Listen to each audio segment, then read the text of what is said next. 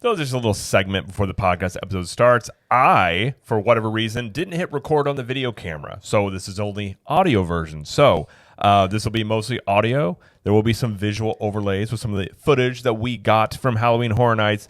But that is because I did not hit record on the video, and that is my fault. So apologies before it begins, but that is why it may look a little different than usual. So enjoy. Well, hello, everybody, and welcome to the show. My name is Jamie Lee, and I'm joined by my husband, Mr. Jared Lee. Hello, Jared. Hello. Well, it's another Universal episode and another hurricane. We actually recorded our last Universal episode amidst a hurricane and all that stuff. So this is the second one, like big one this year that we're going through. This is Hurricane Milton. Got upgraded to a hurricane. Oh, it did get upgraded to a hurricane? It did, oh, yes. Okay. Like just a few, like maybe like an hour ago of when we're recording this. So it is coming, and it looks like it's coming straight for, was it like Tampa area? As of now, I mean, that's the thing being down here, almost 5 years now, these things move a little bit, but as of now, it looks like heading toward Tampa. But yeah. I mean, it is that time of year, so. It is that time of year. So if you were in the path, if you are in Orlando, because it looks like Orlando is going to get a lot of rain, a lot of wind, and I mean, we'll see how much is impacted, but Central Florida, they're going to get some too. So. Yeah, I mean, usually, obviously, freak things can happen, like obviously the last one, but typically they weaken as they get over land and things like that. True, so, but still, it's still scary. So if you're in the path, be safe, take shelter, all that stuff, and hopes and prayers for everybody involved, including the ones that are still dealing with the aftermath of Helene, which is really bad over in North Carolina and all the coast over there. So, yeah. Yes. It's pretty bad, but we are going to talk about the hurricane today because that kind of is a big bummer. You're bringing the show way down right off the bat here. I gotta say it. But we will talk about Halloween Horror Nights because we finally got to go last week. We had to reschedule. We were supposed to go in September, got to go finally this month, and we're gonna just kind of break down our night and talk about how we would rank the houses that we got to do and food, etc., all that stuff. So basically all the event has to offer.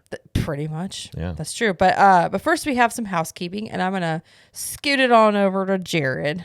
Well, last time you threw it. Now you're scooting it. I'm scooting it. All right. Yes. Well, first off, if you're watching us over on YouTube, or if you want to watch us on YouTube, if you'd rather see video versions of the show, you can check us over on YouTube at CTM Podcast. If you are, like this video and subscribe to the channel if you wouldn't mind. And of course, if you're listening on the good old-fashioned trusty audio podcast format that's just always there waiting for you, we greatly appreciate that. Just ask you please subscribe and leave us a review on whatever platform you are listening on, as we greatly appreciate that as well.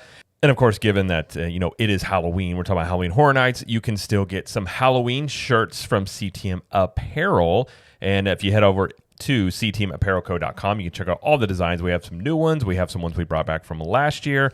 And even for being a listener of the show, you can get 15% off of your order by using the promo code FALL.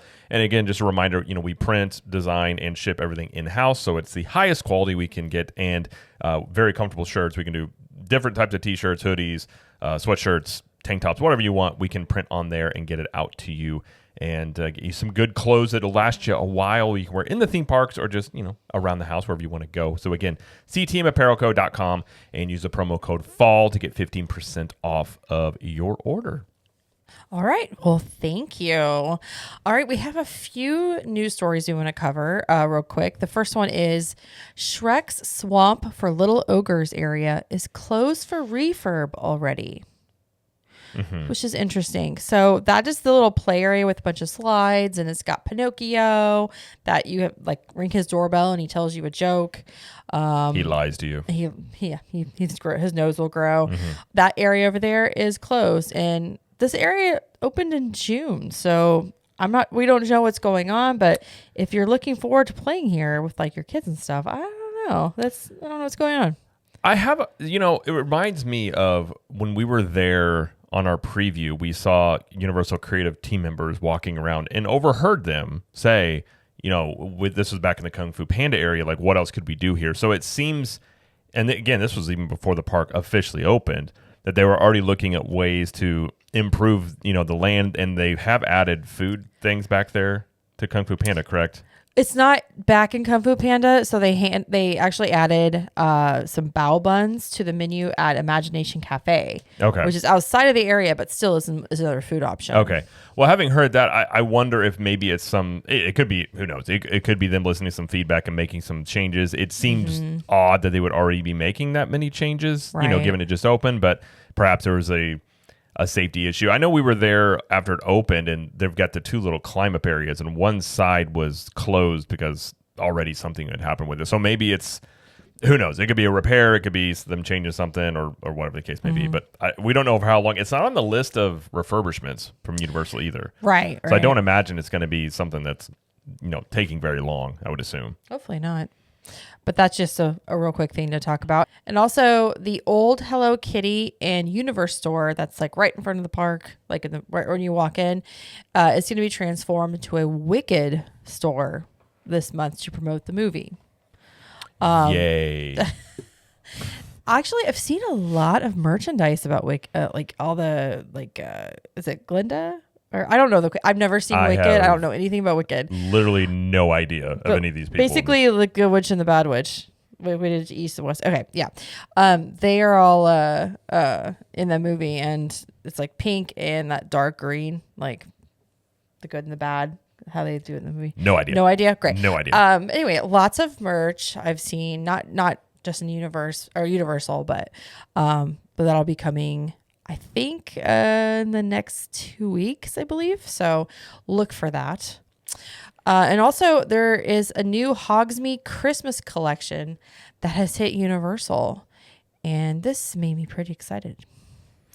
Yeah, I mean, first off, people, Jamie loves Christmas, and you got the Christmas stuff. And it really, too, you could say Harry Potter, on some level, is almost a Christmas franchise sometimes. I mean, it's definitely got some Christmas elements in the movies, but it does have some, spirit jerseys and other things that they do look cool. They look very Christmassy. Oh yeah, they got blankets, they got stockings, ornaments, even like a notepad that you do, mugs, hats, backpack. And that's the first of the Christmas that I've seen come out this year. I don't think I've seen any Grinch. I mean, if you go to the Christmas store, yeah, you can see Christmas stuff all the time, but new stuff this year, I don't think I've seen anything besides this so far. So, of course, we're going to have Earl the Squirrel. He'll be coming out. We'll have Grinch stuff. I mean, that's the main three, I believe. They do some Minions, but not a ton. I think that's mostly the ones that they focus on, like, IP-wise. I feel like they need to do Optimus Prime as Santa, personally speaking. That is an idea. What would you like for Christmas, Freedom Fighter? I think listen, I'm just saying, I think that would be pretty cool. That's a good idea. That's a great idea. He transforms into a sled. That sounds weird. Bumblebee's an elf or something. You could do some stuff there. Well, that's true. And then something I do want to mention that's not really in the news, but it's kind of a nice update for Epic Universe. The entrance that has the big, is it called a Kronos? It is called the Kronos. It is moving. It is moving, yeah. It's coming along. I'm hoping we start maybe hearing about an opening date sometime soon, because it was, they had obviously had those preview videos they would do. They were, for the they're like, 5-6 minutes long. They were marketing, and they're having the podcast episodes on their Inside Universal, where they're bringing people on to talk about different aspects of it. It all kind of came to a stop there for about a month. Like, there was nothing in September.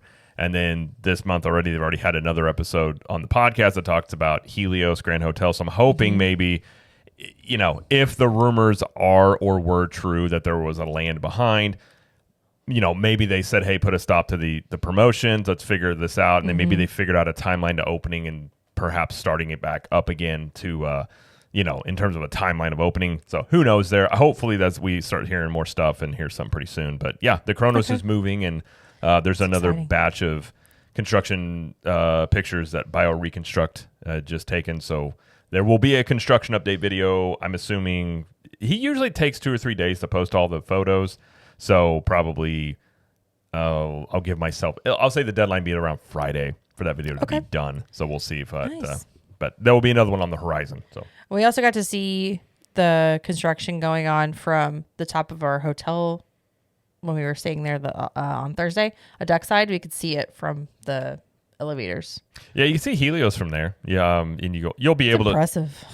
Yeah, I mean it's not that far away, especially from Dockside and Surfside over there. It's about probably a mile, I would say, from Dockside-ish around there. So yeah.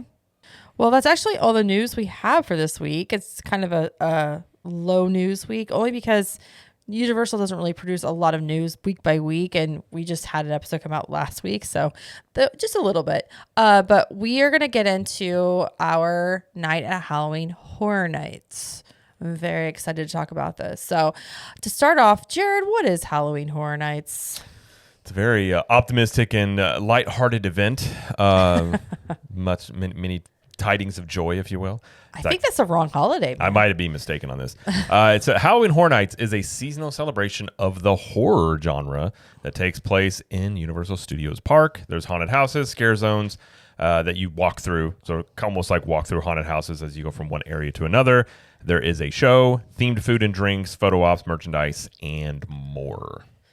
Dates for this year are August 30th through November 4th, and the events take place basically Wednesday through Sunday nights every week. The only nights, Mondays and Tuesdays, are usually not included, but it just depends on the week. Yep. So, but prices for a one-day ticket start at $82.99 per person. Express Pass prices start at $129 per person. And if you want to know pricing of other ticket offerings and packages, you can go listen to episode 61 and 65 where we talk about that. Okay, I will go back and listen because I don't remember I don't remember what I said. There's the Frequent Fear Pass Plus, Ultimate Fear Pass, like just so much. There's a lot of options. There's a lot. Although this year a lot of those are already sold out. That is true. So at this point, if you're still wanting to go, you probably and you can still get Express Pass, I'm sure, but you can still get Express Pass, but Express with the Frequent Fear Passes themselves are no longer available. Right. And of course, it goes, horror genre. This is a very adult-oriented event, and Universal suggests that it will probably be too much for kids younger than 13, which many people either didn't hear that or didn't care. There were not a lot. There was a decent amount of younger kids I saw around, which every kid's different. I know for our kids, like we were talking about online, I'm like, our daughter would be freaked out. Like our son might laugh because he's just like, whatever. But yeah, at least, each kid's different, but this is what they recommend. It's basically like a PG-13 type of event. Kind of, yeah. I mean, like you said, our kids not ready for it for sure. But anyway, so let's kind of go through our night and how we got there and everything. Okay. All right. So I got up in the morning. Woke up. Oh, I didn't know where we were starting. Brushed my teeth. Yeah. Okay. So, I actually had to take our daughter to, she does, like roller skating on Thursdays. And so we went to do that, and we kind of left early because I was like, I got to leave by 1. I got to leave by 1 because, we got to get to Universal a certain time. Because it takes us about 2 hours ish to get to Universal. Right. And usually with a thing like this, I would leave at like 9 a.m. and we'd have plenty of time and it would be fine. But this day we did not have that luxury. So we left about 1:15, got to Dockside where we were staying that night about 3:15. And I waited in line for 30 minutes to check in. So by the time I got checked in and everything, it was, 10 till 4 and our room was ready, but we were just like, maybe, I don't know if we'll have time to take it to our room. The good thing is when it's just us and we're only staying, we're only staying one night. This is basically like a 24-hour trip. So I basically had like 4 things with me. So it wasn't that big of a deal to not do it then. But I will say that's one thing about the Universal hotels. I love the Universal hotels. I guess the one aspect I don't enjoy is, when you check in, you have to go to the front desk. It was crazy. There's no like way to do it, like contactless or whatever. And if you don't get there, like if you get there at a time, a lot of people were arriving around the same time. You're going to be waiting in line for a bit for that. So that's one aspect. I don't know. It's got to be a Lowe's thing. I would assume that they just don't have the system for it. Well, if they staffed the front desk more, it would go faster. You think they, especially like when we were checking in around like 3:00, you have to assume that's a pretty busy time to be checking into a hotel, as most, they'll even tell you rooms aren't usually available until around 3 or 4 o'clock sometimes. Exactly. So Yeah, you would think they would have more of a staff there, but this is, I will say, out of all the hotels, obviously there's more rooms at Dockside, Surfside, and even sometimes Cabana Bay. This is it's not a new issue, I guess I should say. Like if you are checking in, allow yourself, at least give yourself some buffer room. Like if you're thinking about check in, then go here, here, and here. Give yourself some time because you could have to wait a little bit when you check in. And there is the option to do mobile check-in beforehand. You usually get sent an email that says you want to check in. You can click on it and then do all the pre-information that you do with the front desk person if you don't mobile check-in. You do all that online so that when you get there, you can just go to the mobile check-in area. Now, this day, there was one person doing mobile check-in, and the line was about 7 parties deep. So I looked at that, and I looked at the regular line who had probably 20 different parties waiting. And I was like, I'm going to risk it, and I'm going to go in the regular line. Because I was like, that mobile check-in line is moving very slowly. So the person that was in front of me as we walked in the building, they went to mobile check-in. I was like, okay, I'm going to go in the regular, and I'm going to see who gets there first. Guess who got there first? Well, I know the answer. It was me. I got there before he even got to the front desk person, and I was walking out of the building, and he was still in line. So I was like, okay. So while mobile check-in is, sometimes can be a great option if you don't want to do all the work at the front desk, it can take longer. But why would it take longer? You would assume that mobile would be quicker because you've done a lot of the stuff you would have to do normally to check somebody in. You would think, but there was one person doing mobile check-in, and there were 5 people doing regular. So if you do the math of that, I don't want to. Okay, you don't do the math. I'd rather not do the math. Okay, what I'm saying is, sometimes it can save you money or save you time. Sometimes it can't. But just FYI. I mean, I don't know about everybody else. I'm at the point in my life where people say if you do the math, I'm just going to immediately just say no. I would rather not do the math. I will not ask you to do the math anymore. I promise. I can jump to conclusions really well. I'll be like, I'll jump to the conclusion that you beat the other person. Okay. Like, what was the average time? Don't know. Don't care. I don't know. All this to say, we went ahead and just parked our car and left our luggage and everything in the car and walked to the bus. And we're like, you know what? It's more important that we get to the bus and get to City Walk, go through security, and get to the park before it closes at 5, because you have to be in the park by 5. Well, I was going to say we did the Stay and Scream. Correct. So how does Stay and Scream work? So Stay and Scream is just basically early access to the event. And Stay and Scream puts you in 2 distinct areas. Someone said there was 3. I did not see a third one. I think there was only 2 on our night we went. But the 2 that we had when we went was New York and the World Expo area. Now, each of these areas will let you line up for a particular house before the event officially begins. And then they open as early as 5:15. Now, the event starts at 6:30. But if you get in line for, for example, if you get in line for Insidious, the further house, you can get in as early as 5:15 in line, and you can get that done. And plus, you get to kind of do all the other houses within that Stay and Scream area. So in our Stay and Scream area, when we chose New York, it was Insidious, it was Ghostbusters, and it was The Quiet Place. Now, Triplets of Terror is also in that area, but it did not open until park opened. So that wasn't advantageous, I guess. The other one is World Expo, and that serves Goblin's Feast, Universal Monsters, Eternal Bloodlines, Slaughter Cinema 2, and the Museum Deadly Exhibit. So we were kind of like, well, which one do we want to do first? I thought about doing World Expo, but the wait times for Quiet Place, Ghostbusters, and Insidious were high the whole night. And it was just best to kind of start there and get them done as quick as possible. Wouldn't you say that was the smartest way to do it? Yeah, I think so. Yeah, I think our assumptions there were correct in terms of how that was going to go. Yeah, so also we didn't have Express. Right, yeah, we did not have Express, so this is basically you're trying to figure out the best strategy to get the most out of the night without using Express, which is a challenge in of itself. I will say this is only my second year going to Halloween Horror Nights. So last year, I went with some friends, and it was not a very efficient outing, as my buddy and I both could have gotten early. One of the guys only had a ticket, and so basically he couldn't get in until the event opened. So we waited for that. So we only got 3 houses done last year. And I think we left by like 11 something. So I was like, listen, if we get more than 3 houses done, that's more than I've done before. That's what you did say. So I was, and I don't know a lot about this event. So Jamie's done this way more than me. So it was like, hey, whatever you think works best. So that, and I think too, like that was the way to do that. Yeah.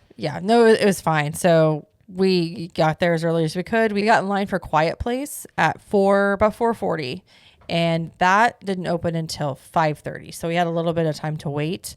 But what did we do while we were waiting? Well, we went to the bathroom. Well, that's not something people need to know. We made some friends in line. We did make some friends in line. And then I went and got the Stay Puffed Marshmallow Man s'more that they had over in that area in the New York area there. So got that. That was $6.99? Yeah, it was $6.99. Yeah. What did you think of that?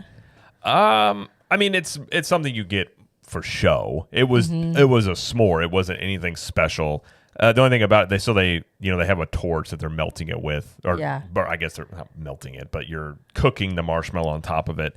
It's not as good as a campfire, s'more. Have you ever had one of those? Yeah. You could taste the butane in the marshmallow a little bit, but it was fine. Like it was much more the look of it, the novelty of the marshmallow. But our Stay Puft guy looked pretty Stay Puffed. He did. It looked. Yep. I mean, in terms of look wise and presentation, sometimes when you see the product photos and what you actually get doesn't always look the same. This one was pretty close. And this was at the Ghostbusters food stand. That's like right by Transformers, like right there in that alleyway. Well, not right by, but I mean, it's closer to Fast and Furious there. Right by the Christmas shop. Yes, right by the Christmas shop. Yeah. But anyway, so yeah, it was over there in that area, and it was like I said, pretty good. But it was about 5:45 until we actually got into the house. So we ended up waiting a little over an hour for that first house.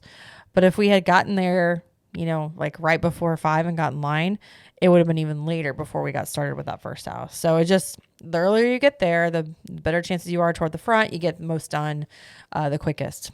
And you also get some extra time before the rest of the crowd comes in to try and maybe get through one house and get in another one. So it gives you a leg up for sure against everybody else coming in. Right. And just FYI, Express Pass can be used during Stay and Scream times. And I didn't actually know that. I didn't even think about that. But you can use an Express Pass if you have one during that time. So that kind of made the wait times a little bit different. Not much, but a little bit. Yeah. So we did a Quiet Place. We're going to talk about all of these in a minute. We're just going to go through our night first. And then immediately after that, we got in line for Ghostbusters, which I was excited for. And we only waited 30 minutes. I was happy with that. That's not too bad. And then when the park opened at 6:30 and we 6:29, we got out of Ghostbusters and I ran to the Insidious line. I was like, as soon as that park opens, people are just going to make a mad dash to this area. So we hadn't gotten in line, and it was posted, I think it was like 55 or 60, and we waited only 32 minutes. I think it was posted 50 when we got in line. By the time we got out of line, it was showing 60 or 70. Okay. Which got much higher later in the night. But we only waited about 30. So those 2 houses, I mean, we had a pretty good, I guess we'll just call it luck. I don't know if it was just the fact that it was still early. Again, well, and I think sometimes too on the very popular houses, they're kind of trying to push people other places. I mean, theme parks do this, try and push crowds around a little bit, so a higher wait time can deter them a bit to try and spread them out to some other places. So that may have been what's going on, or they may have just anticipated that being the case. But that was nice in the fact that we waited half the time we thought we were going to for the first 2 houses. Oh, for sure. And then the first 3, sorry. The first 3, yeah. So we kept going and we got in line for Triplets of Terror, and we only waited 15 for that one. There's a good reason for that. That was our lowest wait of the night, I believe. Yeah. So we did 4 houses by 7:30, which I felt was really good. I was more than I even did the whole event last year. So I was already just I'm happy. Yeah. So after that, we decided to walk through Torture Fair, which is one of the scare zones. What did you think of this one? Torture Fair. I liked it. I like medieval stuff. A lot of the things that they were doing were things that they actually did back then, like which are torture devices from medieval times. Pretty gruesome. So it's but in terms of a scare zone, it was unique in that usually it's it's the same theme. It's like something haunted or something possessed, and this is just like I guess you would just say an evil king and queen that just find. I think the whole story was like they basically just find joy out of torturing people or something along those lines. So there's a king and queen. There's always a royalty aspect too. Right. So, but it was cool. I thought it was unique and pretty cool, and the area was. I think that was the best well themed one. I would say they had the music going. I agree. I like it that had one the medieval type music playing as well. So it was like Renaissance fair. Yeah, and then it was like in the speakers you could hear like crunching and screaming, and so it's like it had this odd like off like unsettling vibe, which obviously is probably what they're going for there. So it's like you have this like kind of happier music coupled with like screams and things. You're just like, oh geez. So it's I like that one. I think that of all the scare zones, I would say that one was my favorite. Yeah. I like that one too. So we kept going, and we walked by Major Sweets Candy Factory, and we skipped this one for the night. And why did we skip this one? Well, it had a bit of a longer wait. It did. And at this point in the night, we're kind of like, we didn't know if we were going to be able to hit all the houses. And also, too, if I'm being quite honest, I'm not the biggest horror genre person anyways, but I'm really not a fan of stuff whenever it involves like kids being like, it does hurt or like kids doing things. So I was just like, I'm good if we don't do that one, if I'll be honest. And I think the wait at that point was like 60 minutes plus for that one. Was it already that? It was pretty high. Yeah. And I was like, I'm good if we don't do that one. I'm good. I'm not gonna I would have done it, but it was like, listen, if we want to do something else, I would prioritize other ones over that one. Yeah, that was inside a Fast and Furious ride. So but yeah, we skipped that one, and then we walked through the Blumhouse scare zone, which kind of celebrated all of the IPs, like all the movies from Blumhouse, like Black Phone and Megan. Megan was there. I don't know anything. Being her craziest. Yeah, I've heard of them. I just don't know anything about them. Okay, well, there was more shown in there, and I can't remember which ones they were, but those are the main two that I was excited about. So, but anyways, that was pretty good. And then we went to Diagon Alley to see the Death Eaters. Yes. We saw the tail end of the show, and then they walk, after they do their thing, they kind of walk around Diagon Alley like they're looking for people, and kind of, sometimes they'll stop for photos. It's not really meet and greet. Sometimes they'll pose, and sometimes they keep walking, so it's better to probably get video of them, but it is cool. Like, they have the green lights out, and it's mysterious, and it's sinister, and right. And obviously they don't talk, so they're just walking and doing things. But yeah, I mean, it's the Harry Potter stuff is not officially, like, this is not an official thing that they'll put in writing as part of Halloween Horror Nights, due to a lot of it is between Warner Brothers, J.K. Rowling, and stuff like that. Oh, that's a good point. They don't. If you look at the official wording, they do not say it is part of Halloween Horror Nights. It is just something that's taking place alongside of it. So I'd never thought about that. There is a distinction that they make if you look at it closely. But I mean, so you go in here and they don't do anything else in Diagon Alley Halloween. It's just this going on. And when they're out, I think they have the green lights out during Halloween Horror Nights. Like, they kind of like give you that like ominous atmosphere out there. Yeah. But yeah, they're not technically a special event part of Halloween Horror Nights. They're just walking around. And again, it's just like a little short show. They don't talk or anything. They're just sort of doing stuff. But it's cool to see if you get to catch the show. And they're not out. I don't know how often they do the show. I want to say once every hour. Yeah, I think I remember maybe 4 or 5 times a night. Something like that. Yeah. Yep. All right. After that, we FaceTimed our kids really quick after that, and then we decided we wanted to eat some food over at the Pornofino Bridge. We had a couple of things. You want to talk? Yeah, we had a couple of things. This was a very busy area. You had a drink stand, and you had a food stand, and it's obviously a very popular area here. So we got the Goblin Pie, and this is a baked mini pie with cinnamon sugar and a bloody raspberry jam. Is an apple pie, is what it's supposed to be in the middle here on that. So it's a strudel. It's an apple strudel. It tasted like a toaster strudel. Thought it was really good. Yep. It was $5.99. Yeah, it was. I mean, okay. That price is okay. It wasn't huge. It could have been a little bit bigger, but I did like it. I thought the food was good. Yeah, it was good. And then we also got some ghoul juice, and this is Myers Dark Rum, Ball's Cherry Brandy, Simple Syrup, Mango Nectar, Lime Juice, Pimento Bitters, and another type of bitters. Yeah. This was you can get it for $13.50 or $17.50 for a souvenir cup, which we went ahead and got the souvenir cup. I did. Now, again, this is a pre-made mix, so I don't typically like pre-made mixes. So I didn't taste much of the alcohol in it. I don't think you did Nor either. did I. So it was okay, but I don't think it's worth the price you would pay for this. I'll put it that way. Yeah, same. I mean, it was very sweet, but if you're gonna have a sweet drink like that and you can't taste the alcohol and it doesn't really do much to you, just get something that's just a sweet drink and no alcohol. Right. You know what I mean? Yeah. But it was fine. It was fine. So we decided to go to the next house, which was Slaughter Cinema 2, and we waited 53 minutes for this one, and it was posted for 50, so it was just about right. That line, I think that one was the most brutal line, right?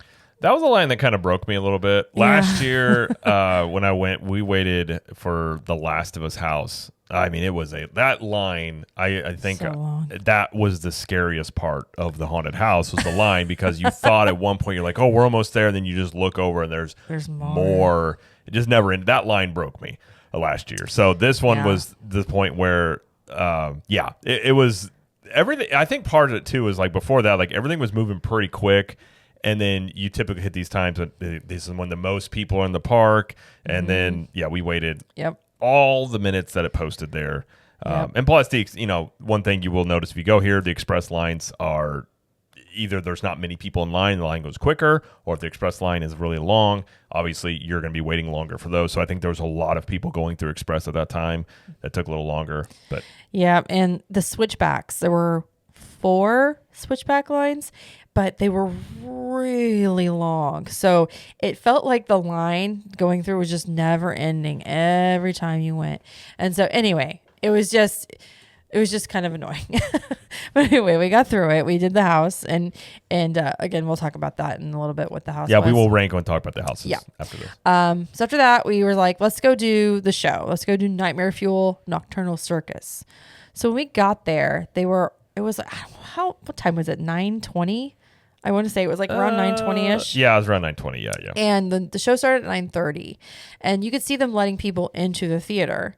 And so we saw a line over here. We're like, okay, well, this is the standby line, so we'll just go ahead and get in line. But it was like pretty long, almost to London. And so we're like, okay, so we're in line, we get there, and then walk up, and it stops. Like nobody is moving anymore, and it's like 9:27. I'm like, oh no, this is the line for the next show. And so they had already let everybody into the theater for the 9:30 show. So we would have had to wait an hour and a half for the next show, and I was like, I'm not doing that. After the last line, I essentially, Jamie didn't even ask me, and I just was basically like, no, God, no, God, please, no, no, no, no, that was essentially me. At that point, I was just like, I'm done waiting in lines that long. At least for that, I was like, I wanted to see the show, but I also was not willing to wait an hour or so for it. Right. I mean, we've heard cool things about it, and I mean, it's kind of the same iteration, but just different like theming every year. But it was just not going to happen. Yes. It was not going to happen. So we decided you were trying to find a beer.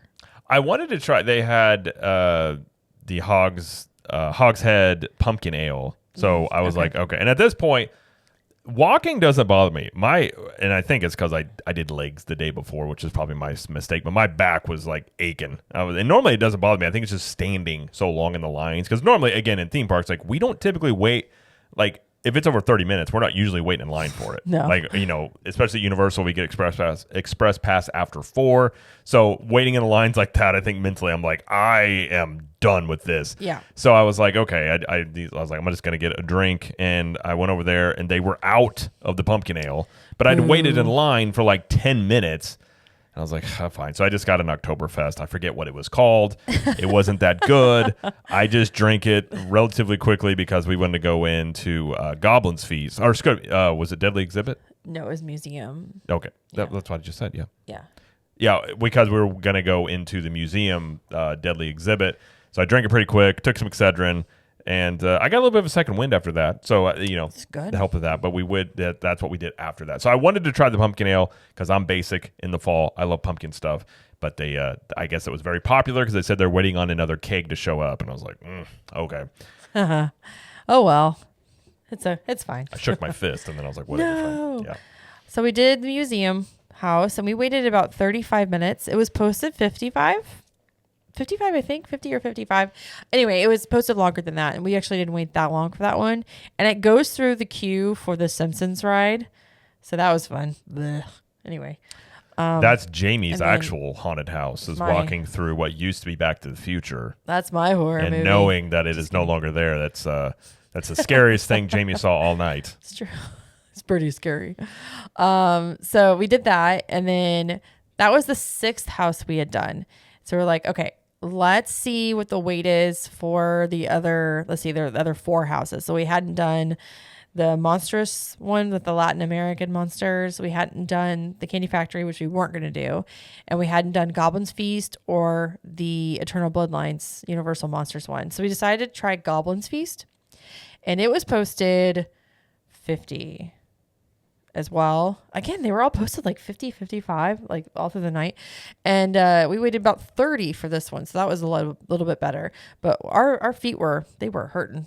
Well, at least mine were. My feet weren't hurting. I was just my tired. back and stuff was just it's theme park stuff. But at that point too, I was like kind of getting to like waiting in line again for another house. I was like, I could. Yeah. But by this time it was about 11:20, something like that. So we're like, okay, well, let's just we'll go up to the front of the park, and if the monstrous one, the one monstrous house, which is at the front of the park, if it's fine, if the wait time is like below 30, we'll do it. If not, we'll just go. So we kind of sauntered on, and we got to Imagination Cafe over in the DreamWorks area and by like E.T. and SpongeBob store, all that. And we decided to get some classic pizza fries because Jared never had it before. I hadn't, and I was hungry. So What are pizza fries, Jared? They kind of are exactly what they sound like. They are fries with marinara sauce, cheese, and pepperoni and sausage on it, But essentially. they're really good. Oh, I didn't say they weren't good. They are very good. Yeah. They were Hit the good. spot. They weren't fresh. They've been sitting there for a little bit, but they were still good. $11.99 for that, and it's like a Halloween Horror Nights tradition. Like they bring it out every year, but it's not available during the day. So, Yeah. but anyway, so We also wanted to, after this, go through the other. We hadn't been through the other scare zones either, so that's the other thing too. Was go through the scare zones and then see what the houses toward the front look like, and then make a decision at that point. yeah, and like the Swamp Undead scare zone was fine. That was just like a swampy zombie one. It's very foggy. It's very couldn't see very much. I like the aesthetics of it. It was really dark, but you walk through the Yeah. fog, and some of the scare actors would kind of they saw they would pop out and get you. Yeah. But And then the one in Beverly Hills, it was like is it one long one or like 2 smaller ones? It was hard to tell. It was a sinister and surreal like dual kind of thing. And that was kind of the icon for this year. It was surreal and sinister. And I think it was a surreal one was there. The sinister one was not so much there. I don't think it was out. I don't think the people were out much when we left. I think it's supposed to be more of an entrance one. Okay. So I'm guessing by the time that at night, they just maybe didn't have much of it there. I think there were some guess. elements there, but yeah, that one didn't seem to be really running. Right. Maybe it was just us. I don't know. But anyway, so we saw that Monstrous was still like a 35, 40-minute wait. We're like, nope. It was midnight. We were done. So we left. And we still had to go back to the hotel and all that stuff like that and then shower. gosh, I was the like, I'm walk. not going to bed without showering because I felt No. gross. But We yeah. didn't get back to the hotel until we got back to our room. I got our stuff out of the car, back to the room. It was 1. And so we crashed and everything. But yeah, we were pretty tired. Yeah, but we got a lot of stuff done. And again, last did. year I only did 3 houses, so we doubled that, and it was a good time. Yeah, I enjoyed it. And I think we'll talk about the houses, then probably give our final thoughts on what we're gonna put everything at. So I have a ranking of how I like the houses. I don't know if you have made one yet or you just want to go off of mine, but I did rank the houses according to. Well, we can go off yours. I didn't make Okay. a list. You will be shocked to know I didn't do my homework, That's but okay. It's okay. It's I okay. will just either agree or distree where you put them. But I don't think ours are So- going to be too far different. I don't think so. And I ranked these as we did them. So like I started when I kind of moved the list around as the night went, but this is kind of what I've settled on. Okay. So we got to 7 houses, and number 7 for me was the museum deadly exhibit one. And the next 3 in the list, actually, I'm going to talk about these all together. The museum, Triplets of Terror, and Slaughter Cinema 2. These are the 3 that we did on the Unmasking of the Horror tour back in August. Mm-hmm. And we figured out that I think it didn't ruin the houses for us, but I think that we may have enjoyed them a little bit more if we had done the tour after attending the event. I mean, Do you agree with me? Yeah, because I think, Okay. I mean, doing it before, this is the first year they've done that, where you do it before the event. They normally hadn't done that before. So you obviously, going through those houses, you know where a lot of the scares are. Now, I will say the plus side is there's way more backstory to the houses than you get just walking through. So you do get some of more of the lore, the backstory to it. But I don't know how good the houses were to really begin with, but how good they were going to be, I do feel like seeing the behind the scenes first did kind of, I'm not going to say ruin it, but it wasn't as good as it could have been. Yeah. I personally think Triplets of Terror was worse than Museum. Okay. But it's like one spot. Right. So you put Museum, then Triplets of Terror, then Slaughter Cinema. Yeah. I might flip around Triplets of Terror Museum, but yeah, okay. I feel like Slaughter Cinema could have been really good. It just seemed like it was all too quick. Like the whole point was like you had multiple. And the idea again is really cool to drive-in movie theater. It's got a bunch of corny horror movies that are playing, like corny B movies. Yeah, and it's got the previews playing outside on the billboard. Like it had a lot of cool aspects. It was just so much stuff where you walk through one and you just get one scene and then you're done, and then you go to the next one. So it's almost like it would have been better if maybe there was more of a story, maybe 2 or 3 less rooms, so it had a little bit more of a story in each one. Well, each of the movies that is exampled in the house, you see a movie poster before you get into it, but they move you so quick through the house that there's no time to like read them very well or very quickly. Right. So I think that's kind of what you're talking about too, is just like not having the time to really absorb it. Yeah, I mean, you could say that about all the houses in some way too, but yeah. Especially with this one, because it's just like one scene per house, or one scene per movie, and then you're done. And it's like, okay. Yeah. All right. But I like that one the best out of the 3 that we did the horror, Unmasking the Horror tour about. I agree with that one. Yeah. Triplets of Terror, I think if you didn't do the tour, you probably would be lost with this one. That's what I felt like. I mean, the story to this one is there are triplets that when they're children, they, lovingly murder their entire family on their birthday. And then every 10 years, they celebrate their birthday yet again by killing another family. So they do it it's every a heartwarming tale of, random murder. I don't know. Don't talk about families and kids around Jared in horror genres. Listen, he don't like it none. I'm protective, and like it none. I just don't like that stuff. But anyway, Yep.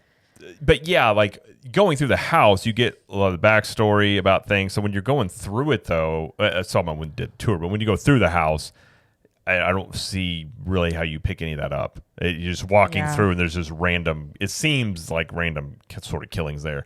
Yeah, there is one room that'll tell you kind of direct you in that direction of what you're about to see. But again, you walk through it really fast. And it's already so loud in those houses, and they're like playing. So there's a room where there's like, someone has a quote podcast that's giving you backstory, but like it's so loud. You're going through, you would really have to be listening for that to really understand. You're supposed to listen to that for more story. But there is a room in this house, I will say, that is a lot of people probably would have and will have an issue with, is the in the laundry room with the dog. The dog. So that, just to be warned, if you're going to do this, and just be warned on your right side when you're going into the house, you might want to not look after you go through the kitchen. Yeah, you may not want to look over there. This one. Yeah, I mean, the concept of it itself, I wasn't really big on to begin with, but in execution, I was like, it's fine. It was pretty quick too. It didn't take very long. No, it didn't. It was pretty quick. Okay, so the next one on my list, so those are the 7, 6, and 5. So number 4 on my list, I put Quiet Place. Yeah, I would agree. I've never seen these movies, so I was going into it very much. I'm unaware of like any of the stuff going on in there. But this is the first house we did all night. Mm-hmm. I felt like it was a solid house. It was okay. It had some stuff. Yeah, it was, but it was good. I've seen clips of the first Quiet Place, so I know what it's about. I know you're the supposed to gist. be very quiet. It's just very quiet. But there was one part where I was like, is that supposed to be Emily Blunt's character? To Jared, and she's like, I don't know. Couldn't tell you. But I was like, wait, I think this was based on the second movie or whatever. I wasn't really sure. But anyway, I mean, you kind of got the gist of what was going on. Like, you're supposed to be quiet, the monsters, all that stuff. Yeah, I mean, essentially, good. there's monsters that are going after you. You know, Yeah, it was good. It was freaky. But yeah, I don't know if you want to add anything more about Quiet Place.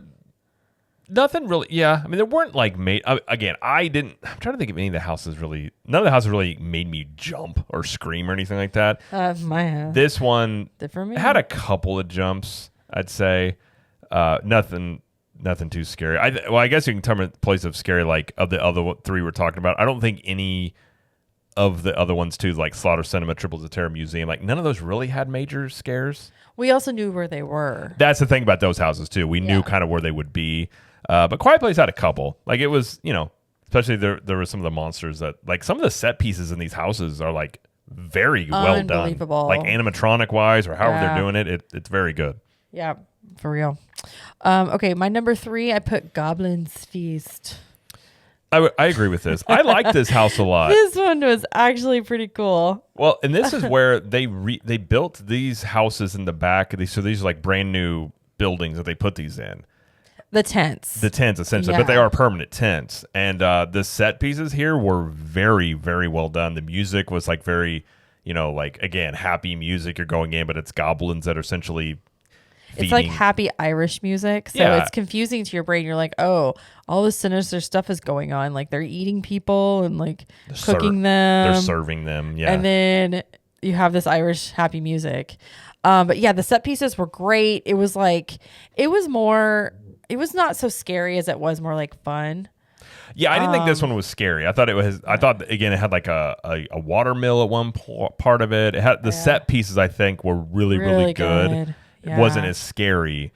But yeah, I felt like it was a very well like executed house in terms of like the way they pulled it off and the theming and stuff. Yeah. And like the exterior of the tent looked like a old like shack. Yes. Yeah. Like it was pretty cool. Looked like a house in the woods. Yeah. And the second one I put for my my top 7 would be Insidious, the Insidious one. This scared me. I had started watching the first Insidious a couple weeks ago, and I got about 15-20 minutes in, and I was like, you know what? I'm scared. I turned it off and I walked away. But I got the gist, so I knew when you're walking into the first room, I knew where I was. I was like, okay, I recognize this. I thought we were just going over to somebody's house for dinner. Well, really? Jared's like, I think I've seen that grandfather clock at everybody's house. I was like, it's from the movie. No, there's that grandfather clock they had. I'm telling you, my grandma had that exact same clock. I walked by it, was like, I grew up with this. They clock. also used it in Stranger Things. So like, I'm sure they just have one. I got it from my grandma's house. I had one too, or my grandma did. Apparently, they gave it out to all grandmas back in the day. But it's true. It definitely had the best scares of the night, and that was because there was one point where they're like people like standing up in a line, like as you're supposed to walk through, and some of them are just mannequins, and some are real people. And you don't know who's who, and so that's what's scary to me. And they did it twice. Well, what made it? Yeah, they did it twice. What made it more? Okay, none of it made me jump, but what made you more like, oh, this is freaky? Is it's not just like a slim thing. It was like a whole full room.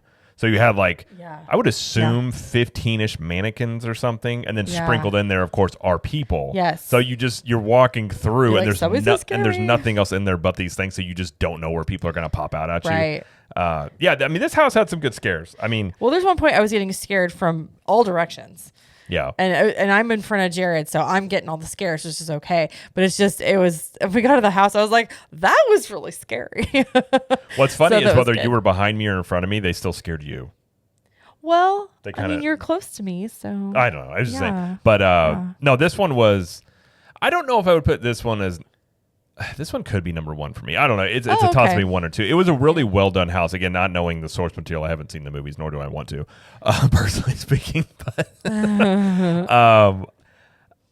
But yeah, I thought the house wise, like there was a lot of parts that were, they potentially like again, nothing really made me jump, but it could have made you jump, like jumping out or the scares and things. It was a very well executed house, I will say. Yeah, no, it was very good. So that's what I meant for those rooms. Suspenseful, walking through there with you're not sure where people are and who's real and who's a mannequin and things. Yeah, my number one, if you can't tell which one it was the Ghostbusters Frozen Empire one.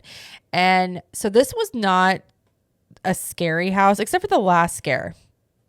There was a giant frosty guy that scared the crap out of me. He did get you. He did get me. But the rest of the house was more like I was really enjoying just walking through it and going, oh my gosh, these set pieces are amazing. And like all of the different props and like I got more of the story from this house just walking through it. And I've never seen Frozen Empire. Yeah. So I was able to get it, but like seeing like it was more nostalgia too, since I'm familiar with this IP. But it was super interesting. Like the dining room that was frozen. And there was one guy in there, so that it was like everybody was frozen in there, like including it was like mannequins. Old times too. There was one guy that was acting frozen who would just all of a sudden startle at you. So that was a pretty good scare. But no, I listen. I love the Ghostbusters. I mean, they even had the part where I always loved as a kid the guns they would use, like the traps that would put the ghost in, and where they like deposit the ghost. They had that part where it looked like it was cold and stuff like that. So a lot of the rooms, like if we had high production value with these, again, I agree. It wasn't. There were jumps, but it wasn't scary. Yeah, it was more or less going through, and it did tell more of a story. But I think it was very well done. And there were some parts like even some of the people playing Ghostbusters would be like they weren't jumping out and like yelling at you. They just jump up and be like, what are you doing here, or something like that. You're like, oh geez, like they're just not really scares, but just more startling you. Yeah. So you put that as your second, you think? I liked that house better. I like Ghostbusters, and again, I'm not really big on the horror genre. I do think Insidious is much more scary. Yeah. So I think in terms of what you're looking for, you could put either one. I would probably. Yeah, I probably put Ghostbusters ahead just because I do like Ghostbusters in that. But if you're looking for scares, Insidious would be the one that you would go for. Which later in the night, that got to like 100+ minute wait for that house. So it was the highest of the night, I believe. I'm sure. Yeah, and then a lot of people talked about how that's the scariest house too. Yeah. So yeah, for real. All right, well, that is our ranking for the houses. How did you feel about the event overall, Jared? I had a good time. I mean, again, last year was more of just a little bit of a taste of it. Last year was the first year with like Premiere. So again, this year as part of Premiere pass holders, we get to go for free. It's included in the pass to Halloween Horror Nights.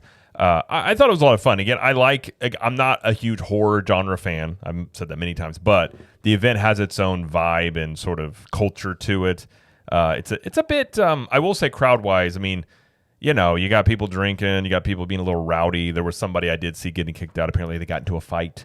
So you're probably more likely to see some of this type of stuff at this event versus a typical day in the theme park. But I had a good time. I thought it was really good. Now, and I think you're going to agree with me, and what we're going to talk about is the one aspect of it that wasn't the best was just the waiting in lines part. Right. I mean, that was our only real complaint was just the line waiting. So I think, next year when we do this, we're going express.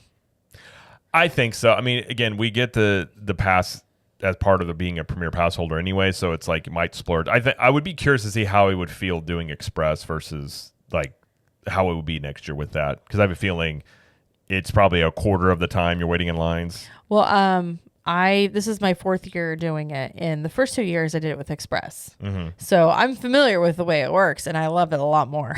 Right. But the last 2 years, including this one, I haven't used it. And like I said, it's okay. It's just, it's a lot more wear and tear on your feet or your legs, hips, etc. And we're in our 40s. We're no spring chickens over here. Speak for yourself. I feel great. I mean, I'm glad you feel great. Well, listen, I felt, it's not that like, I felt fine. Again, it was really, walking around doesn't bug me. It's just standing in lines. And I think exactly. but I think that was the thing. I'm just not used to doing it either, because we don't typically do that.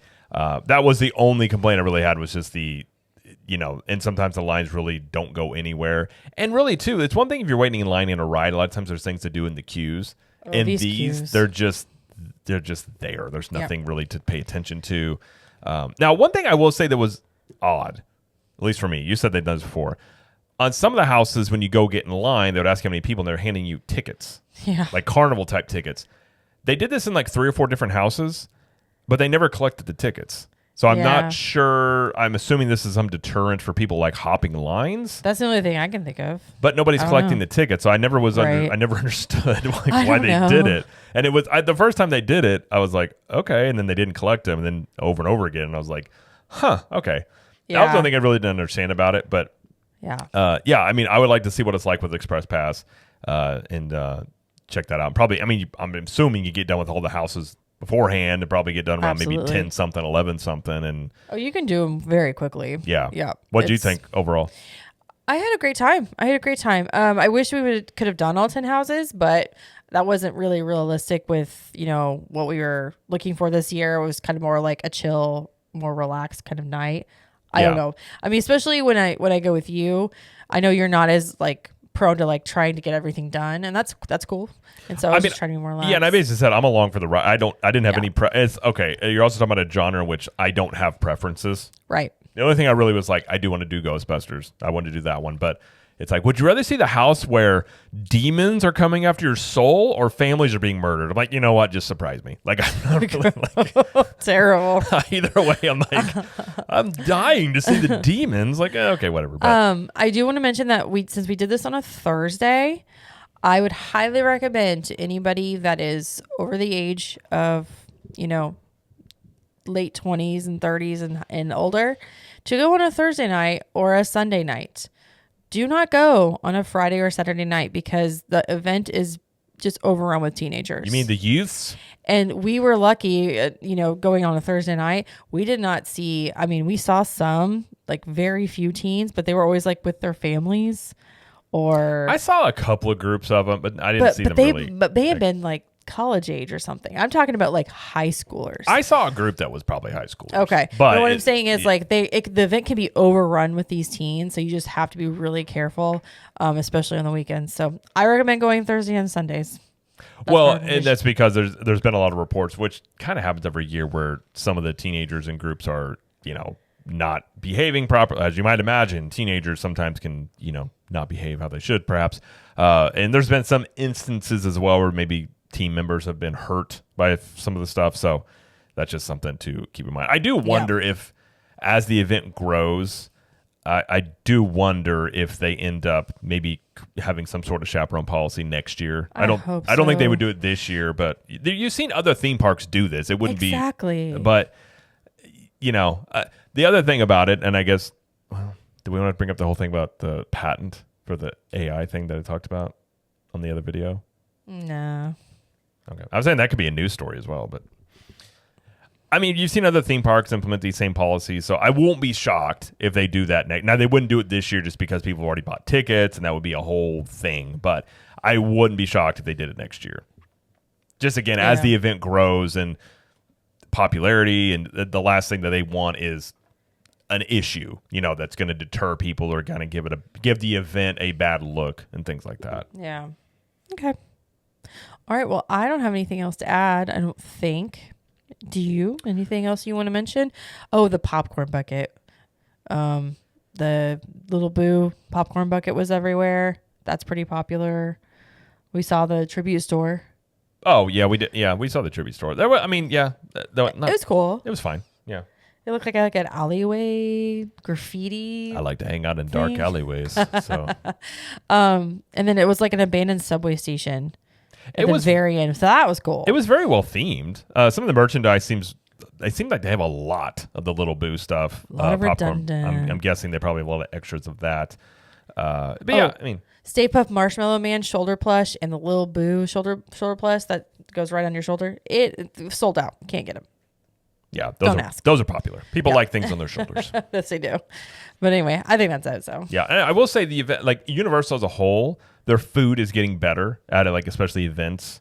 And I think they're getting better with theme park food in general. So I was happy. Like we didn't try a bunch, but the little that we did try, I was like, that was really good. So I think they're getting better on that end of it. Yeah, I mean, again, I had a lot of fun for a genre that I don't care for, but it was nice. I got to finally go with you, so that was nice. Yes. And I got more done than I did last year. So all in all, it was a win. Win. Yeah. Awesome. I was very tired right. the next day, but that's fine. As one is, Yeah, it happens. Yep. So, all right. Well, that's going to do it for the show. Real quick, don't forget to follow us on the social media channels. We're on Twitter, Facebook, Instagram, TikTok, and you can find us anywhere. Cap the Magic, except for TikTok, it's Capture the Magic. And don't forget to check out our other shows on the network. We've got Capture the Magic podcast that's on Thursday, and it's Disney with Jared and I. And then we've got Trip Tales, which I do once a month, and I'll have a new episode coming out, I believe, next week at the earliest. But I'll have another one come out then. If you want to be on Trip Tales, a future episode, go to ctmtriptales.com and fill out the information at the Be on Trip Tales tab, and I'll get that information. If I'm interested in having you on the show, I will contact you. What else? What else do we want to talk about? Check out the main YouTube channel at Cap the Magic. I do 1 or 2 videos per day over there of, theme parks, pop culture, stuff like that. So go subscribe there and check it out. I go more, if you're interested more in some of the, especially when it comes to Disney, sometimes with like the business side and like Epic Universe and behind the scenes, just more details sometimes with little things we want to talk about on the podcast. I do videos over there, so you can go check it out at Cap the Magic over there. And of course, if you want video versions of the podcast, go over to CTM Podcast over on YouTube as well. All right. Sounds wonderful. Thank you, Jared, for being on the show. You're very welcome. And thank you, everybody, for watching or listening. And as I always like to say, we will see you in the parks. Bye.